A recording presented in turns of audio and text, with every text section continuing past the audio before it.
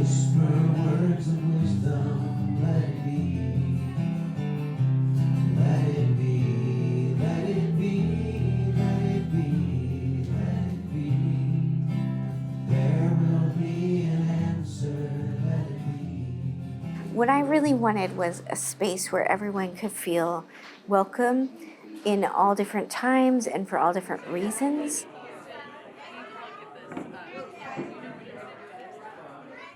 There was a lot of pressure from like the desire to make this space, but also from like the larger church institution. They were helping with funding at the beginning, and their goal is always sort of like a West Omaha megachurch, right? Like they want a new church start, but usually they are started by cute white guys who play guitar, and they have a tattoo or a piercing, but never both.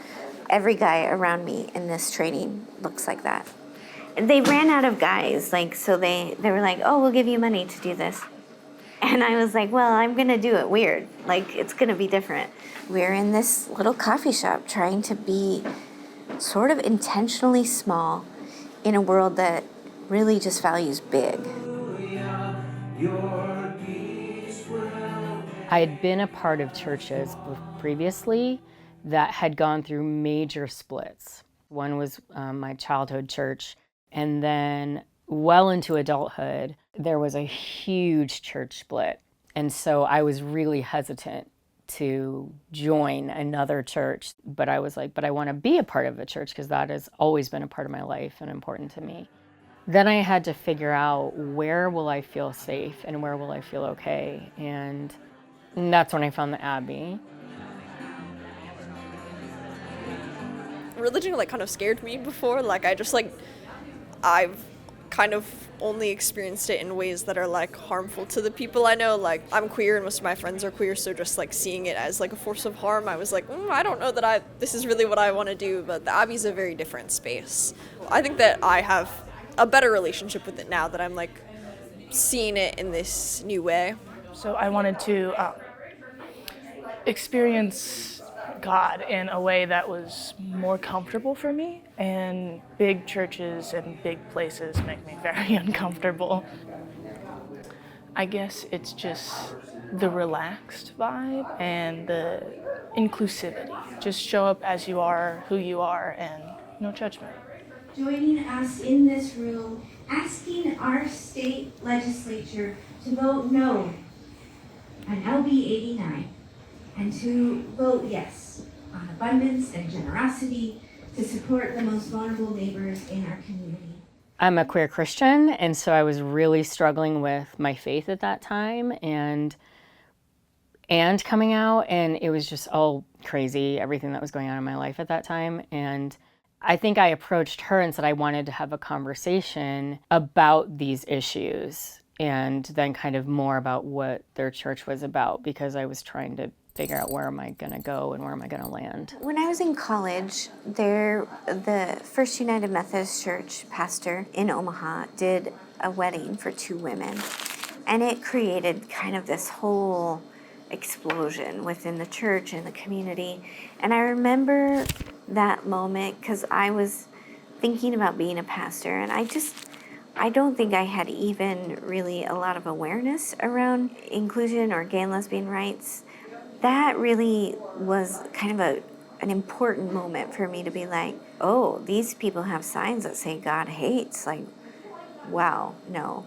And then a bit later, I was working on a master's degree in education, and I was trying to decide between a study of heterosexist language in the secondary school climate or something around gender. And then my youngest brother came out to me. And so I chose the heterosexist language in the secondary school climate, and I started doing all of this extra research, and I started writing these papers, and I was like, hey, Mom and Dad, would you proofread this for me? Those are probably the most kind of central parts of how I kind of became where I am and more open. My sail and moon, my rudder, as I cry the starry sea. Everyone is welcome in our space, and that genuinely means something. We're not pushing people away for their identities or anything. So I think that's a different experience, because a lot of places say that everyone is welcome, and then when you get there, that's not really the case. Like there's an asterisk that you didn't see. Like there's a lot of churches that are like, yeah, we welcome everyone except you. You know what I mean? This place is not that. This place is everyone is welcome. You know, to be a welcoming space, we have to have boundaries. If you can't be a safe person to be in here, then I can't have you like hanging out in here. And so we have had to ban and bar people. Having boundaries has been the hardest part for me, but also I'm willing to set that boundary when it's about making safe space, because it's too important. We had a bomb threat because of us being an inclusive space. And it was real and it was scary. And Deborah handled it with class. I was here for it. It was very scary. It turned out it was from Russia, though. I wanted everyone to just leave the building. Like, and the bomb threats were against our home as well.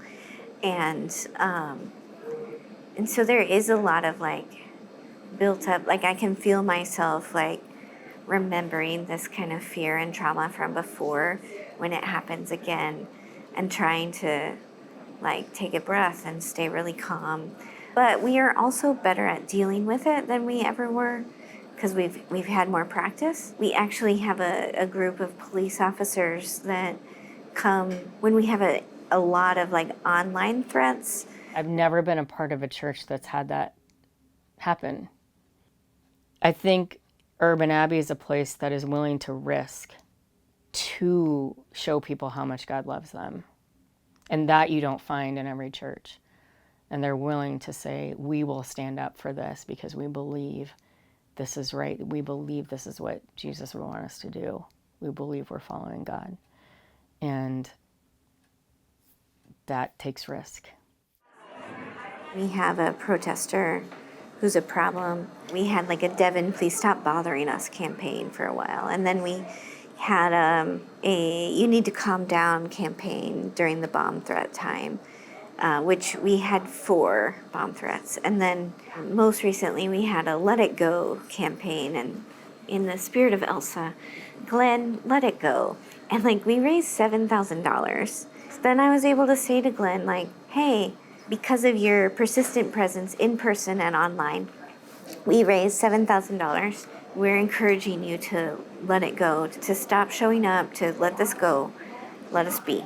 Thanks so much. We couldn't have done it without you. And that usually works, because they never want to help us. Grant us the courage. I mean, what I really hope for is that every church would be a safe church for everybody to be in, whether it's the Abbey or not.